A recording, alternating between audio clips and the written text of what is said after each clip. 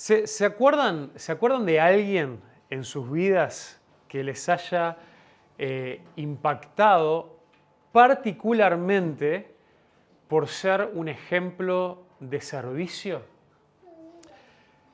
¿Pueden pensar en alguna persona en su vida que digan, wow, esta persona no solamente me fue de ánimo, de aliento, de desafío, sino que también me llevó quizá los motivó a ustedes a comenzar a servir a otros de alguna manera? Pueden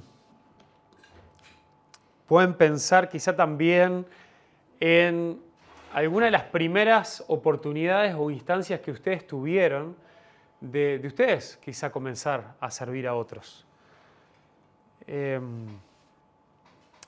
Yo puedo recordar de adolescente, con unos, creo que 13 años, yo asistí a una iglesia que teníamos, que también teníamos en realidad, bueno, yo a veces cuento ahí para animar ahí a los hermanos que se están cansados. Nosotros, la iglesia donde yo crecí, teníamos 3 reuniones por domingo y había que estar las 3. Eran todas diferentes. Entonces, en la mañana comenzábamos con una escuelita dominical, pero era solamente eso, no era que acompañaba la reunión. Y antes de la escuelita dominical servíamos el desayuno y había un montón de hermanos que salían a recorrer ahí y a buscar niños por el barrio, después lo traían y después salíamos del desayuno. Y me acuerdo que yo venía y comencé a ver que a veces también cuando faltaba alguien o se precisaba algo, comencé a acercarme para servir el desayuno que otros habían preparado y empecé a servirlo en las mesas y a pasar tiempo con los niños y empezar a ayudar a algunos que tenían grandes problemas de comportamiento que se comportaban bien, porque teníamos aquí como unos 30 niños más o menos que llegaban para la parte de desayuno y después había otros más que llegaban ya para la parte de la escuela dominical y comencé con eso. Después me acuerdo que ya me pidieron si podía venir un poquito más temprano para empezar a ayudar a preparar el desayuno. Y allí yo tuve un par de años también, ya tenía una panadería a 2 o 3 cuadras de la iglesia que nos daba una donación enorme ahí de bizcochos y de pan y de cosas para preparar el desayuno que le había quedado el día anterior. Y ahí con eso llegamos temprano y también traíamos la leche y hacíamos una olla así grande con toda la leche, le íbamos calentando y después la servíamos. Y ahí me fui haciendo ese lugar también. Por supuesto que era siempre los lugares de servicio y para los adolescentes siempre es un lugar también de coqueteo, de conocer también alguna chica ahí en la vuelta que anda también sirviendo al Señor en la iglesia. Pero bueno, no era solamente por eso, realmente era con un corazón también de servicio. Y después también había una actividad los sábados que se llamaba La Horita Feliz, que con ese nombre también tiene muchas iglesias, pero que se hacía fuera de la iglesia, se hacía en una plaza a unas 5 o 6 cuadras de la iglesia, y ahí era también una sorpresa todos los sábados, porque no trabajábamos con un grupo fijo, sino que siempre ir a la plaza, ver quién había en la vuelta, hacer cosas para llamar la atención y ver si lográbamos reunir un grupito de niños y sus padres e intentar hacer algún tipo de obra. Y me acuerdo que por el primer año y medio, mi tarea era disfrazarme de payaso, y intentar ahí también llamar la atención y comenzar a hacer juegos con los niños para ver si lográbamos reunir ahí algún grupito para después poder tener algunas canciones y enseñar alguna lección. Y esas fueron mis primeras armas ahí en el servicio. Y eso fue también y después también a través de ese servicio fue que terminé consiguiendo mi primer trabajo. Pues mi primer trabajo también como adolescente fue como animador de fiestas infantiles, en salones de fiestas infantiles, y me acuerdo que en mi currículum que presenté ahí con 16 años era que yo hacía recreación y juegos en la iglesia, con los niños. Y a partir de ahí fue también que dieron ese paso de fe ahí de cuestionablemente contratar a un adolescente para trabajar en salones de fiesta con niños. Pero bueno, por ahí me empezó a ir bastante bien. Entonces, todos tenemos ahí nuestras experiencias de situaciones que nos empezaron a empujar, que Dios utilizó para ponernos a hacer cosas prácticas por los demás, en general en la vida, pero a veces también específicamente en la iglesia. Y de vuelta, con cosas bien sencillas, yo les comentaba, ¿no? Lo primero fue simplemente tomar las bandejas de desayuno como un adolescente que alguien más había preparado, servirse a los niños y entender que yo tenía un rol de sentarme con ellos, no a observar, sino a ser parte también de que ese fuera un tiempo pasable, digamos, ¿no? Un tiempo que no se salieran las cosas fuera de control, y después a poquito eso fue creciendo y se fue desarrollando con el tiempo. Pero también lo hice en base al ejemplo de otros jóvenes más grandes que yo que venían ya desarrollando esa tarea, y también con el tiempo fui observando a personas que yo decía, yo quiero ser un imitador del ejemplo de servicio, de corazón y de amor al Señor y a la gente de estas personas. Y eso se refleja un poco también en nuestro cuarto valor que tenemos, que es que nosotros valoramos el servicio sobre el consumo. Y por eso hoy no tuvimos tampoco un espacio de recordar el valor, porque también tiene que ver con lo que vamos a estar hablando hoy como parte de nuestra serie de cimientos, que es el rol dentro de la iglesia de los diáconos. Y los diáconos es una palabra que en sí sola es una palabra que en realidad existe en español, no significa nada porque es una palabra que en español la tomamos del griego, que en el griego es así, es diáconos, le cambié un poco la pronunciación, pero el significado literal, la traducción de diáconos es servicio o servidores, cuando se refiere a una persona. Y es una palabra la cual aparece relativamente poco en la Biblia, pero lo que aparece es muy significativo. Bueno, aparece varias veces en este sentido de cuando se habla del servicio, pero aparece pocas veces como en relación a este título, que gracias a que queda clarísimo de que no solamente significaba la palabra servir o aquellos que servían, sino que hacía referencia a un título que se le empezó a otorgar a algunas personas en la iglesia, es que se decidió también tomar esta palabra y no solamente decir servidores, sino tomar y ponerle ese nombre especial para separarla y decirle diáconos, para entender que era algo más. Y vamos a ver algunas de las razones por las cuales se hizo eso y por las cuales también es importante en que entendamos o comencemos lentamente a entender esto y qué tiene que ver con nosotros, que nosotros, como quizás sabrán o no sabrán, pero entre nosotros no tenemos ningún diácono de esta forma así específica y nombrada, como sí tenemos, bueno, en este momento un pastor, ya que hablamos el domingo anterior de este otro rol, que es el de los ancianos, pastores, obispos, presbíteros, esas diferentes palabras que la Biblia usa para referirse al mismo don del liderazgo de la iglesia. Entonces, vemos, básicamente hay dos pasajes que nos dejan claro de que esto se transformó en la iglesia primitiva ahí en un oficio. Le solemos llamar oficios a estos roles con un título específico que conllevan un lugar de distinción ahí entre la iglesia, entre el pueblo de Dios. Uno de ellos es el comienzo de la carta a los Filipenses, una carta que escribió Pablo. Si vemos ahí en Filipenses 1, versículo 1 y 2, dice Pablo a los Filipenses, dice: Pablo y Timoteo, siervos de Jesucristo, y es interesante porque acá se traduce como siervos, si bien en realidad se podría decir diáconos o diaconos de Jesucristo, dice a todos los santos en Cristo Jesús que están en Filipos, con los obispos y diáconos. Entonces ya el domingo pasado vimos que esta palabra obispos es un sinónimo de pastor, es un sinónimo de anciano, es un sinónimo de líder en la iglesia que tiene esta responsabilidad de gobernar, de llevar adelante, de liderar y de enseñar en la iglesia. Pero es interesante porque dice a todos los santos que están en Filipos, o sea, a todos los hijos de Dios, todos los que están en la iglesia, pero distingue junto a los obispos, o sea, junto a los líderes de la iglesia y a los diáconos o a los servidores.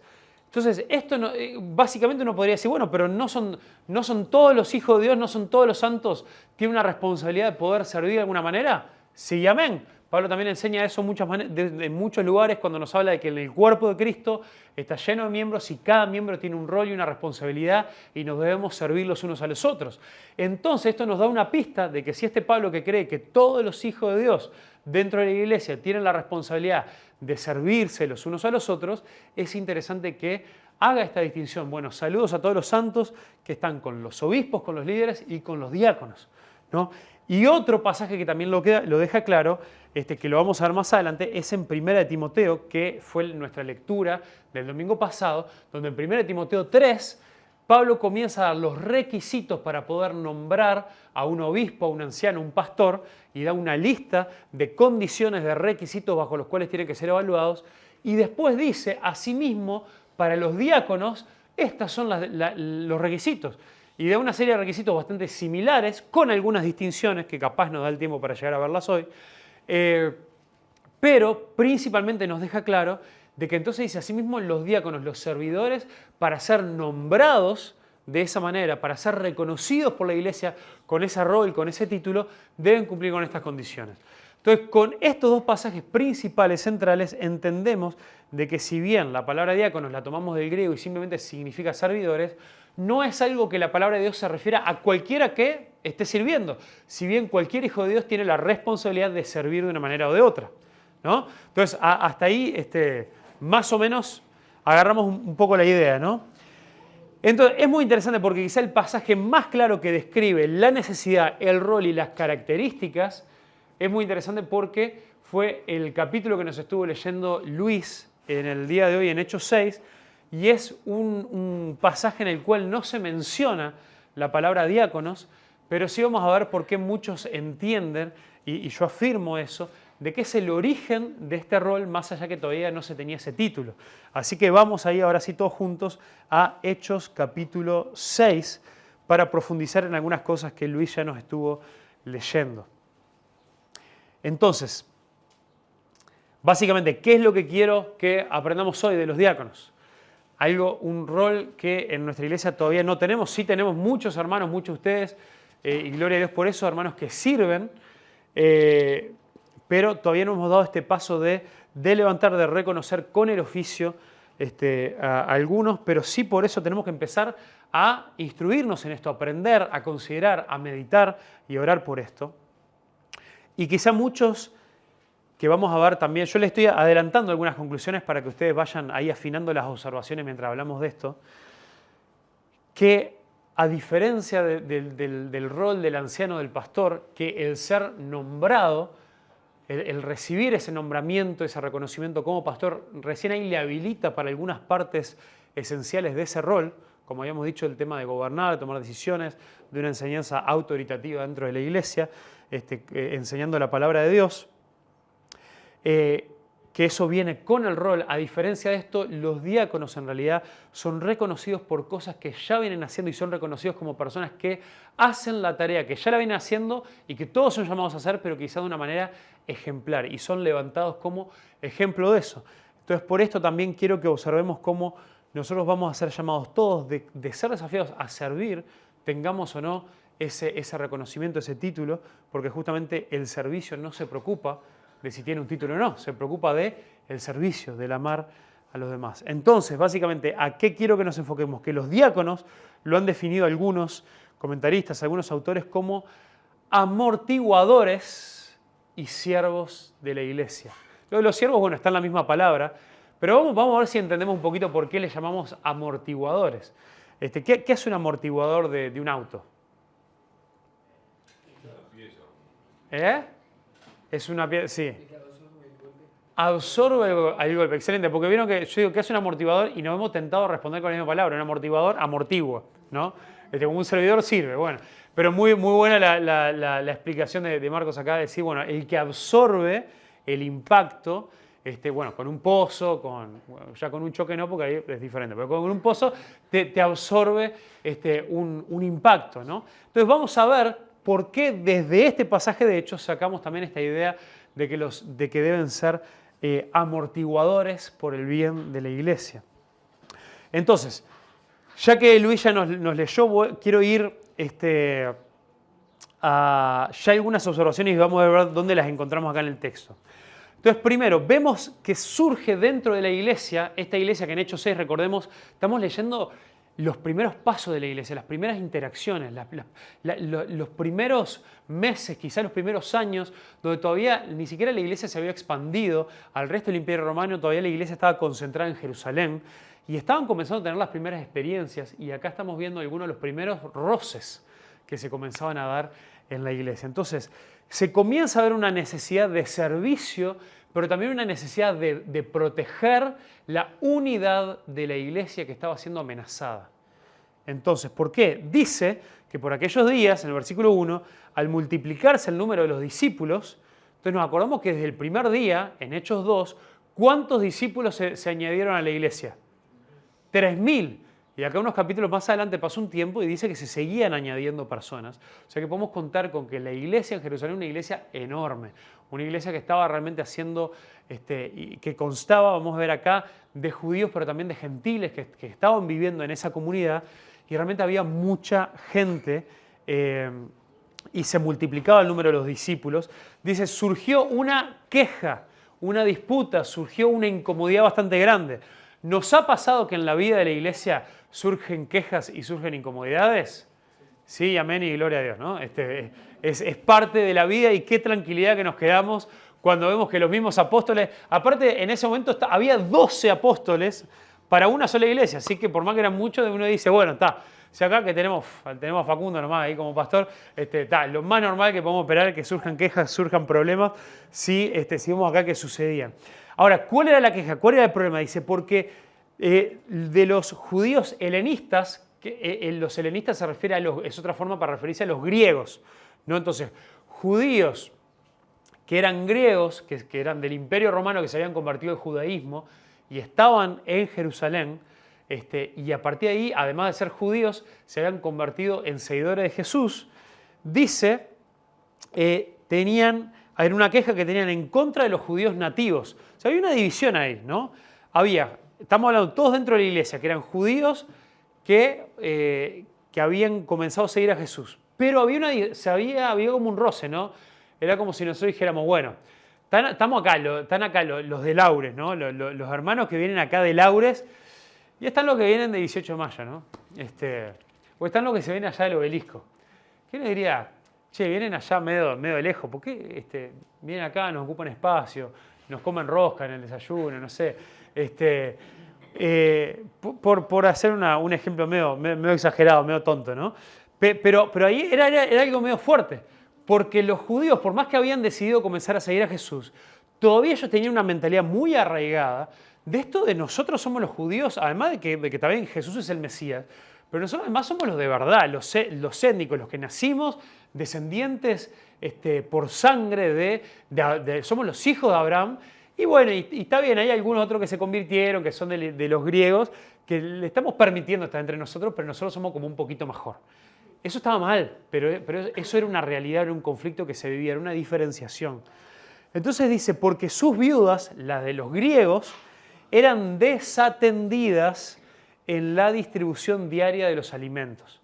Entonces, había viudas que no tenían familia, que no tenían quien cuidara de ellas, que estaban vulnerables y que la iglesia compartía de sus recursos para poder atenderles, para poder servirles, para poder ayudarles con su sustento, para que tuvieran que comer. Y había algunos que, y la iglesia trabajaba para poder suplir buen recordatorio, hermanos, traigamos nuestros alimentos no perecederos para que se pueda seguir juntando y para poder armar canastas que son muy necesitadas. Y en este momento nos falta para poder imitar también esta tarea, ¿no? Entonces, y también recordemos que con nuestras ofrendas siempre después la iglesia cuando se arman canastas se complementa, y en realidad la mayoría de lo que se hace también con cosas que se compran también con las ofrendas de la iglesia. Entonces, ya desde entonces se hacía algo similar, se buscaba para aquellas viudas que estaban, se buscaba proveer para ellas. ¿Y cuál era la queja? Che, le están dando prioridad a algunas, le están dando prioridad a estas que son judías, que son acá de nativas, digamos, de Israel, de Jerusalén, y aquellas que vienen de otros lugares del Imperio Romano me la están menospreciando. Y algunos decían, eso no puede ser. Y se empezó a ver una queja y un murmullo. ¿Y esto qué es lo que hacía? Como cualquier queja, cualquier situación, que no importa en realidad, hermanos, no estamos hablando ahora si la queja es válida o no. En la vida, esta era una queja válida, pero en la vida de la iglesia se van a dar quejas que son válidas y quejas que no son válidas. Quejas que son, cuando una queja no es válida, ¿cómo le llamamos? Murmuración, ¿no? Otras palabras ahí, ¿no? Pero el punto es que sea válida o no sea válida, es un conflicto que está atentando en contra de la unidad de la iglesia.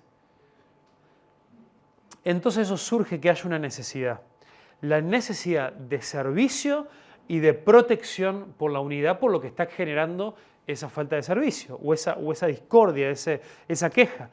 Dice, entonces los 12 apóstoles convocaron a la congregación de discípulos y dijeron, no es conveniente que nosotros descuidemos la palabra de Dios para servir las mesas. Entonces, creo yo, hermanos, si estamos hablando de una congregación que si se multiplicaba desde sus orígenes, que eran más de 3.000 personas, y se venía multiplicando, muchos no dudan que estemos hablando por lo menos del doble, una iglesia que rondara por lo menos entre los 5 o 6.000 personas, de los cuales podemos asumir que había cientos de personas necesitadas. Cuando dice, no es justo que nosotros desatendamos la oración y la predicación de la palabra para atender las mesas, mi interpretación de eso, como yo entiendo este texto, es que hasta ese momento no eran los 12 apóstoles los que decían, che, nosotros estamos todos los días en esta tarea de venir y de preparar la comida, sea que la cocinaban, sea que entregaban alimentos no perecederos, porque cada uno se cocinara, no lo sabemos. No eran ellos los que lo estaban haciendo.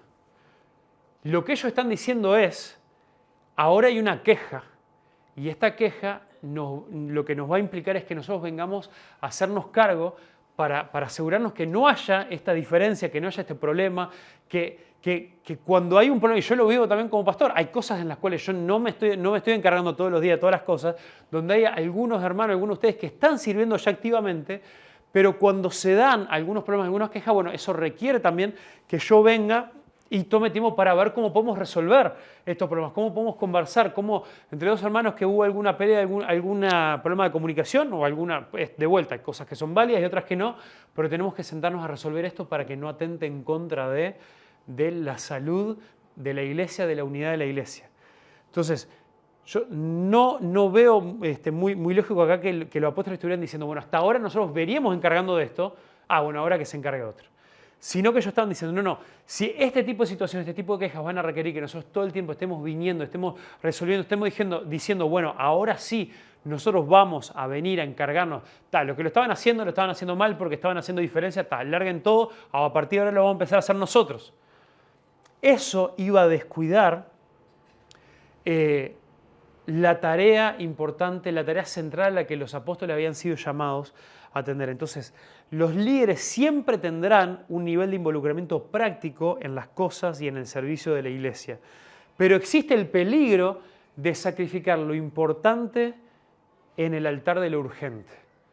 Entonces, todo el tiempo en la iglesia están surgiendo situaciones nuevas y que a veces que parecen urgentes, porque si las desatendemos, se puede empezar a generar ese efecto de bola de nieve, en el cual un problemita chiquitito, una pequeña queja, una pequeña cuestión, se puede empezar a sobredimensionar, se puede empezar a agrandar y puede terminar creando una fractura en la unidad de la iglesia.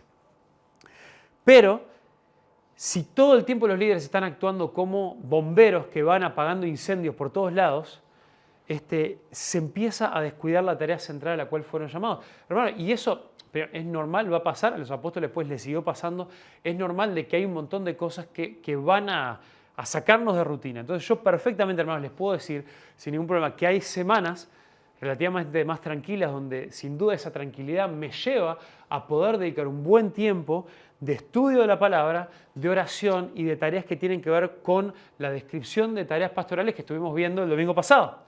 Hay otro donde surgen un montón de imprevistos y un montón de cosas que uno no las tenía planificadas y no pasa nada, está bien, estoy gozoso de poder ir y atenderlas y todo lo demás, pero sí hay veces que eso termina llevando a que por esa reducción en ese tiempo, por un montón de imprevistos, después también uno llegue o cumpla con la parte más específica de la tarea pastoral con menor preparación, con menor tiempo, con menor tranquilidad.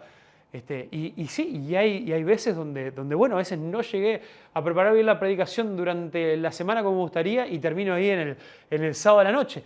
Oro y espero de que no sea la mayoría de las veces, pero hay veces donde eso se da porque hay un montón de situaciones para atender. Entonces lo que los apóstoles dicen, bueno, esta situación claramente ellos están viendo que iba a generar un conflicto y un problema regular, un problema que ellos, si ellos realmente se encargaban de que eso dejara de ser un problema en la iglesia, les iba constantemente, no una cosa una vez, no una cosa un día, sino constantemente tener que desatender su rol y su tarea principal.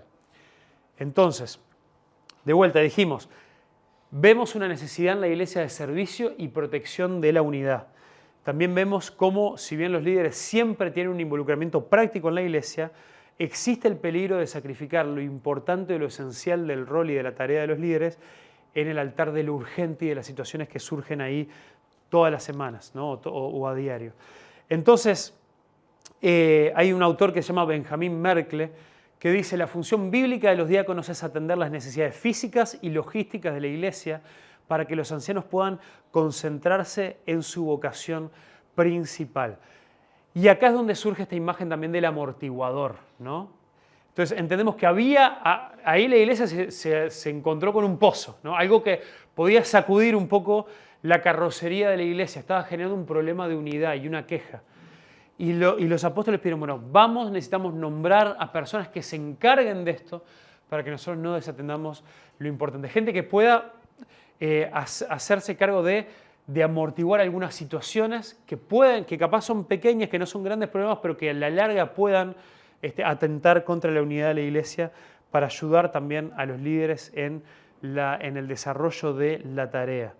Entonces, también vemos cómo es que se va a resolver esto. Bueno, tercer punto, la congregación tenía la responsabilidad, y no los apóstoles, de observar y evaluar a los hermanos que serían delegados con la tarea. ¿Por qué? Dice el versículo 3, por tanto, hermanos, escoged entre vosotros a 7 hombres. ¿Quiénes iban a elegirlos? ¿Los apóstoles? No, la congregación.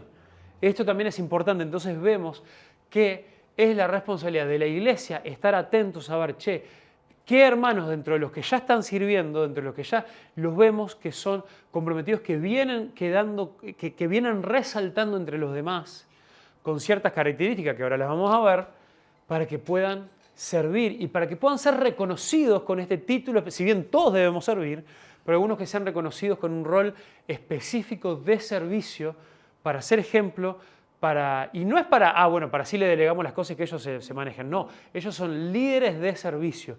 Incluso en muchos casos, también prácticamente, los diáconos a veces terminan siendo quienes organizan y quienes delegan las tareas de servicio entre el resto de los miembros.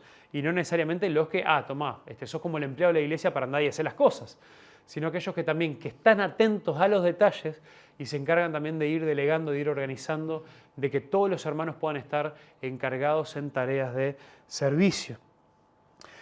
Entonces, punto 4, vemos también que la congregación tenía que elegirlos, que reconocer a quienes deberían cumplir con esta tarea, pero también los apóstoles encargan a la congregación con cuáles debían ser las características de estas personas. Y esto es sumamente llamativo. Los requisitos para un rol de servicio práctico no era su habilidad para servir, sino su madurez espiritual. Esto, hermanos, nos tiene que, por más que parezca algo muy sencillo, es algo clave. Dice ahí, versículo 3, por lo tanto, hermanos, escoged entre vosotros 7 hombres, dice, de buena reputación, lleno del Espíritu Santo y de sabiduría, a quienes podamos encargar esta tarea. De buena reputación, lleno del Espíritu Santo y de sabiduría. Y vemos como estas 3 áreas, ¿no? Reputación con los hombres, lleno del Espíritu Santo, o sea, bien centrados y firmes en su relación con Dios, y también con sabiduría, que hoy estábamos viendo en el estudio que justo hoy vimos Proverbios, en el estudio de la mañana, que también una de las definiciones que a veces manejamos de sabiduría es el conocimiento puesto en práctica. Entonces, hombres que también fueron conocidos por esto, que utilizan también su llenura del Espíritu Santo para ponerlo en práctica en su relacionamiento con los demás y en su servicio. Entonces dijeron los apóstoles, hermanos, busquen entre ustedes los mejores cocineros y los mejores mozos y los que hicieron un curso de logística para saber cómo administrar mejor estas cosas. No.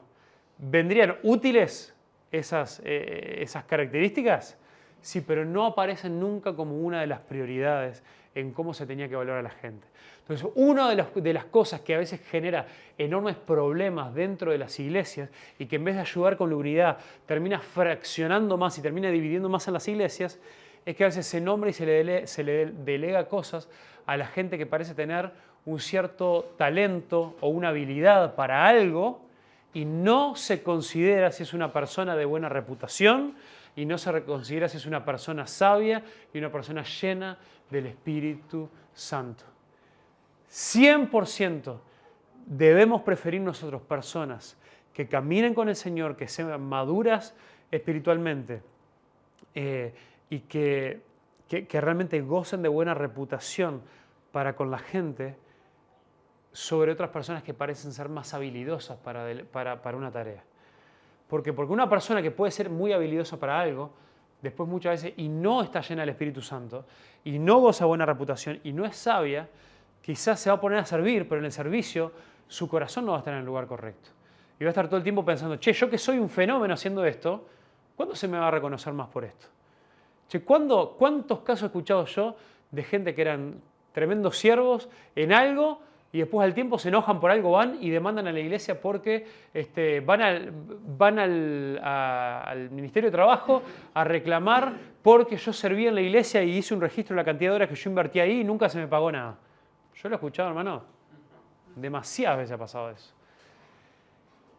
O cuántas veces hemos visto gente que después que se cree que puede comenzar a tomar decisiones de gobierno que le corresponden a los líderes de la iglesia solamente porque ellos son buenos, humanamente hablando, de una tarea y no entienden que su rol justamente es de servicio, que Jesús dijo que el que más quiere ser primero, que el que quiera ser el mayor y el primero del reino de los cielos debe humillarse y debe servir.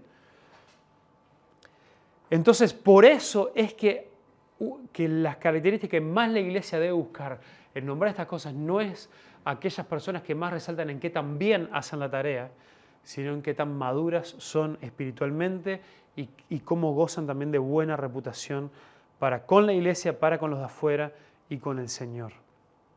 Entonces, punto 5. Vemos también que hubo un reconocimiento y nombramiento formal de ese rol. ¿Cómo vemos eso? Después dice, nos dice el versículo 4 que entonces ¿cuál será el objetivo? Que ellos se entreguen a la oración y al ministerio de la palabra, los apóstoles, ¿no? Y en el 5 dice que lo propuesto a la congregación le pareció bárbaro y eligieron a 7 hombres, y ahí los menciona. Dice Esteban, un hombre lleno de fe y del Espíritu Santo, y dice a Felipe, que justo estos dos, Esteban y Felipe, vamos a escuchar más de ellos y de qué cosas hicieron, y lo que escuchamos no fue cómo les fue en repartir las mesas. Vamos a escuchar otras cosas que ellos hicieron relacionadas a cómo eran hombres llenos del Espíritu Santo.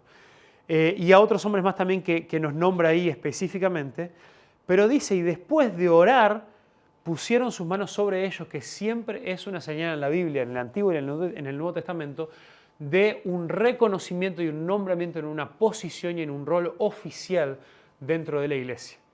Entonces, este es otro de estos indicios que, si bien acá no se usa esta palabra de diáconos, todos entienden que este es el comienzo de esto que después en la iglesia se transformaría en un rol y una posición oficial. ¿Por qué? Porque hubo, al igual que con los apóstoles y con los pastores y los ancianos, hubo un momento oficial de nombramiento y reconocimiento público delante de la iglesia en este rol de servicio y de ministerio. Entonces, por eso vemos que no debemos conformarnos, si bien ninguno de estos procesos, y por eso dijimos, bueno, hoy en día no tenemos a nadie reconocido oficialmente con este rol, pero es algo en lo que debemos estudiarlo, que debemos profundizarlo, que debemos seguir conociendo, debemos orar al Señor, para que en algún momento lo podamos llegar a hacer. Podamos llegar a reconocer a hermanos, hermanas que puedan cumplir con estas características y puedan llegar a servir de esta manera reconocidos. No debemos esperar para empezar a servir, eso lo debemos hacer desde ahora. Claramente estos hermanos eran hermanos que ya eran reconocidos por su servicio y por su entrega al Señor y a la iglesia, si no, no los hubieran reconocido. Y son reconocidos y son levantados como ejemplo para eso. Y después vemos también el resultado, que el trabajo práctico de los diáconos, punto 6, el trabajo práctico de los diáconos trae frutos espirituales. Esto es otra cosa clave para entender la importancia de nuestro servicio a Dios, a la iglesia y a los hermanos. Vemos ahí versículo 7, dice, una vez que oraron, que les impusieron las manos y comenzaron a ejercer ese rol, dice, la palabra de Dios crecía y el número de los discípulos se multiplicaba en gran manera en Jerusalén y muchos de los sacerdotes obedecían a la fe. Esto es tremendo. Lucas, el autor de Hechos, conecta directamente con que hubo un conflicto. La iglesia venía creciendo. Hubo un conflicto, hubo una queja que amenazaba con la unidad de la iglesia. Se ve que había un peligro y los apóstoles dicen, bueno, vamos a buscar una solución. Esta solución es crear un nuevo rol dentro de la iglesia de personas que se pueden encargar de este tipo de tareas. Pero estas personas, la prioridad es que sean personas espirituales y maduras en la fe. Porque si son espirituales y maduras en la fe, Dios les va a guiar a cómo hacer una tarea práctica. ¿Y son reconocidas? Son levantadas en ese rol delante de la iglesia. ¿Y cuál es el resultado? El resultado es... Vieron que el resultado no fue, y a partir de ese entonces se le dio a cada una de las viudas la porción correcta y nadie se quejó y a partir de ahora todo fue justo y a partir de ahora no le faltó a nadie nada para comer.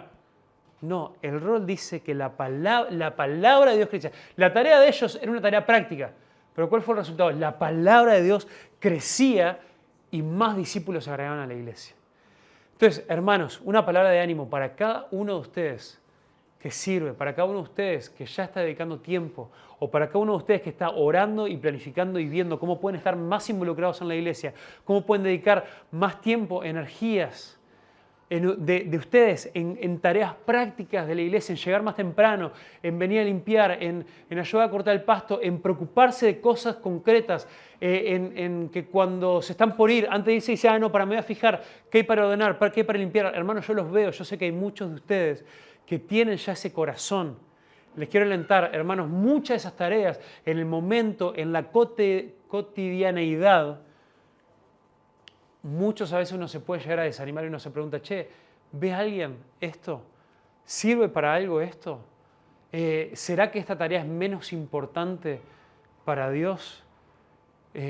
Porque pareciera que no estoy involucrado en una tarea espiritual o de predicar la palabra o de enseñar de alguna manera.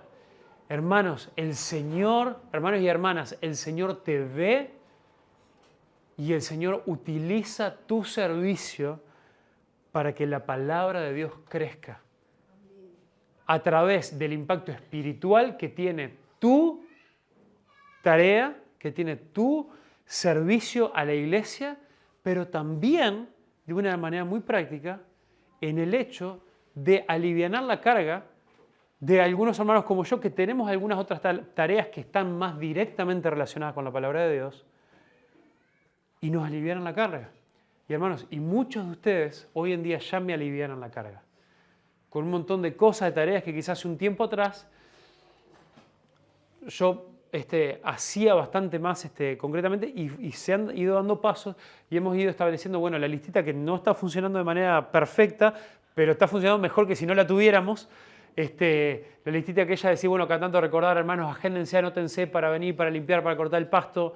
Hermanos, ayuden a ordenar, a limpiar, veamos cosas, pensemos en cosas prácticas que se tienen que hacer. Algunos hermanos que se encargan de cosas que vienen, que invierten tiempo en ver en el sonido, en la computadora, en cosas que no nos funcionan y que no andan bien. Y sí, hermanos, yo todavía invierto tiempo en algunas de esas cosas, pero hay otras las cuales estoy más desprendido que antes, estoy más desentendido que antes. O sé que puedo decir sin carga, sin culpa, hermano, hermana, ¿te puedes encargar de esto? Sí, amén, genial. Y para mí es un alivio. Y muchos de ustedes ya están sirviendo de esta manera y quiero decirles, son una bendición. Y les quiero alentar, háganlo. Y algunos de ustedes que quizá que todavía no, o que su involucramiento es más orgánico. ¿Qué significa un servicio orgánico? Significa decir, yo tengo un corazón de servicio y si estoy y luego para hacerlo lo hago. Gloria a Dios por eso, pero también te desafío. Hay un paso más. Que un paso más es asumir responsabilidad, un paso más es comprometerme, primero que nada para eso también, me comprometo con la iglesia, por lo tanto me hago miembro de la iglesia, y al hacerme miembro de la iglesia también pregunto, bueno, ¿de qué cosas yo me puedo hacer cargo? Me puedo hacer responsable, y al hacerme responsable eso significa, esto es la tarea, la obra en la cual yo me voy a concentrar, y no voy a estar diciendo, bueno, si puedo, si no puedo, no, sino que otros líderes puedan descansar en que esta área está cubierta, y no va a ser una carga para ellos. Entonces, por eso es que ya de una manera bastante más práctica, bueno, hay una frase de un autor también que habla mucho sobre esto, el tema del diaconado, se llama Jamie Dunlop, que lo explica de esta manera. Los ancianos dirigen, o los pastores dirigen el ministerio. Los diáconos facilitan el ministerio y la congregación ejerce el ministerio. Lo repito, pensemos en lo que estudiamos en Efesios 4, donde dice que Dios le dio la iglesia a los apóstoles, profetas, evangelistas, pastores y maestros para la edificación del cuerpo de Cristo, para que entonces el cuerpo de Cristo haga la obra del ministerio. Todo el cuerpo de Cristo hace la obra del ministerio. Entonces, dice, los ancianos o pastores dirigen el ministerio, los diáconos facilitan el ministerio y la congregación ejerce el ministerio. Hermanos, sería el peor error de una iglesia pensar que si algún día nombramos diáconos es que, bueno, entonces qué bueno que ahora los demás podemos servir menos porque ahora esta es la persona responsable. No, esa quizás va a ser la persona que va a organizar, que va a tomar quizás ciertas cargas y va a distribuir, va a delegar tareas, va a poder organizar algunas ciertas cosas. Pero la tarea del ministerio es de todos, el servicio es de todos. Y algo importante es que los diáconos también son nombrados, son reconocidos con ese rol para ser levantados como ejemplo para que el resto los observemos y los imitemos. Entonces, otra frase ahí que dice, el reconocimiento y nombramiento de un pastor le da autoridad para ejercer un rol. O sea, hay cuestiones características del pastorado que hasta que uno no es pastor no puede ni debe hacer, que tiene que ver más que nada con esta cuestión de gobierno, cierta toma de decisiones. Ahora, el reconocimiento y el nombramiento de un diácono lo levanta como ejemplo de servicio a la congregación para cosas que ya todos deben y podrían estar haciendo desde el momento que se comprometen con la iglesia y con el Señor. Entonces, uno de los objetivos que cumple el hecho de llegar en algún momento que como iglesia levantemos a diáconos es que como iglesia podemos decir, qué bueno que esta persona ahora se va a encargar de todo. No, es decir, bueno, esta es una persona que la reconocemos como un hombre que goza de buena reputación, que está lleno del Espíritu Santo, que tiene sabiduría y que por lo tanto lo debemos imitar en su corazón, en su actitud, en su relacionamiento con Cristo, con los hermanos y su dedicación desinteresada y humilde en el servicio práctico para poder facilitar el ministerio. Entonces, algunas áreas en las que muchas de estas, yo sé que, hermanos, algunos de ustedes sin tener ese rol, sin tener ese reconocimiento ya están sirviendo. Muchas iglesias a veces tienen diáconos específicos por áreas, diáconos de instalaciones físicas o edilicias para encargarse del mantenimiento, reparaciones, la limpieza. También algunos que se encargan de lo que a veces se le llama el ministerio de benevolencia, ¿no? La administración de fondos y la ayuda práctica a necesitados. También las finanzas, la administración cotidiana de asuntos financieros, así como tenemos un tesorero también. O cosas de logística, ¿no? Ayudas diversas para que los ancianos puedan concentrarse en la enseñanza, la oración y el gobierno de la iglesia. Entonces, de vuelta a cosas prácticas. Sí, muchos de ustedes, hermanos, sirven. Ahora, oremos para que esto nos contagie entre nosotros. Y entendamos que el servicio va a quedar muy limitado si solamente el servicio es algo orgánico. Ya expliqué lo que era eso, que ese servicio orgánico es, yo tengo un corazón de servicio y cuando estoy dispuesto, díganme qué hacer y yo lo hago. Genial, pero eso es buenísimo. Pero eso igual deja la carga y deja la responsabilidad sobre los líderes, para que todo el tiempo estén pensando en las cosas, en los detalles y estén delegando tareas.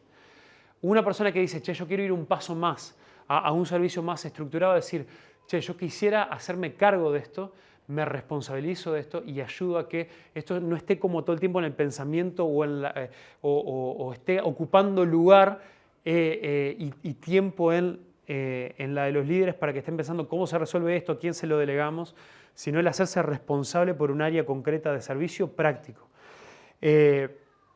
Y también que cada uno de nosotros, aunque empecemos a servir de forma orgánica, aunque empecemos a servir a decir, bueno, ¿qué hay para hacer? Yo lo quiero hacer y quiero estar a disposición, de entender y de meternos bien claro en nuestro corazón y arraigarlo, de que si eso está separado de mi compromiso con Dios, de mi amor por Dios, de mi madurez espiritual, de mi permanecer en la oración, de mi amar al prójimo, todo ese servicio no sirve para nada, para nada.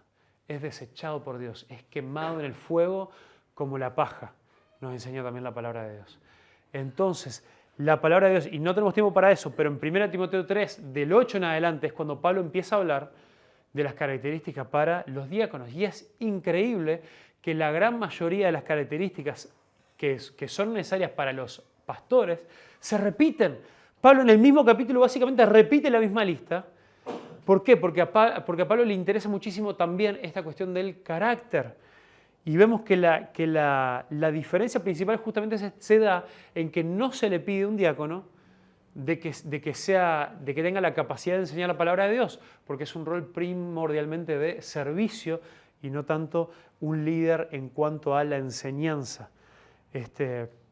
Y también nos dice ahí, nos enseña que debe ser puesto a prueba, o sea, debe ser justamente, ya empecemos a servir, empecemos a delegar tareas y cuando vemos que con el tiempo se ve puesto a prueba su rol, su carácter y su servicio, se le puede también reconocer para ser levantado también como ese ejemplo. Entonces, hermanos, no tenemos diáconos, no queremos apurar este proceso, queremos que en algún momento se pueda dar, pero sí entendamos que nos tiene que caracterizar el servicio, que ese valor tiene que ser algo a lo que cada uno de nosotros tenemos que aspirar. Que cada uno de nosotros tenemos que preguntarnos cuál es la forma en la que yo me puedo comprometer más y puedo también servir a los hermanos, a la iglesia de Dios y no descansarme en que, bueno, que los líderes se encarguen, que el pastor se encargue o que me digan. Si quieren que haga algo, yo estoy dispuesto, pero que me lo digan. Sino la importancia de tomar iniciativa, ¿sí? Y la importancia de que el servicio no tiene que ver con el servicio a Dios y dentro de la iglesia no tiene que ver con mi habilidad, sino tiene que ver principalmente con mi carácter y mi relación con Dios. Amén.